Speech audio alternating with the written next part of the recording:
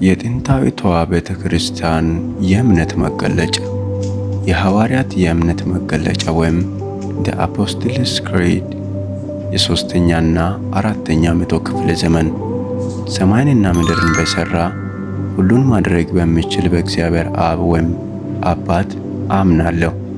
አንድ ልጁ በሚሆን በጌታችን በኢየሱስ ክርስቶስም አምናለሁ።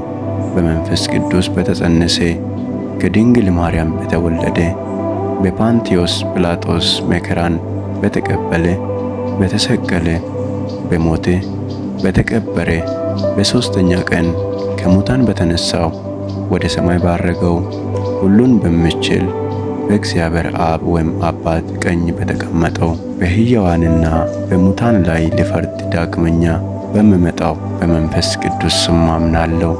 በአንዲት ቅድስት ሐዋርያት ቤተ ክርስቲያን በቅዱሳን አንድነት በኃጢአት ይቅርታ በሙታን ትንሣኤና በዘላለማዊ ሕይወት አምናለሁ። አሜን።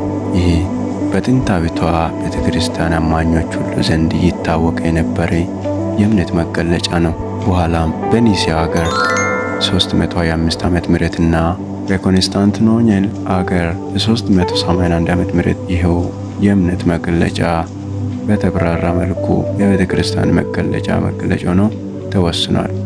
አንባቢ ሆይ ከላይ የተዘረዘረው የእምነት መገለጫ ከልብ የምታምን ከሆነ አንተ ከጥንታዊቱ ቤተ ክርስቲያን አባላት አንዱ ሆነ ማለት ነው። ሬፈራንስ አንደኛ ቄስ ኮሊን ማንሴል በ1995 ትምህርተ እግዚአብሔር የተወሰደ። ሁለተኛ ቄስ ኮሊን ማንሴል 1998 ትምህርተ ክርስቶስ።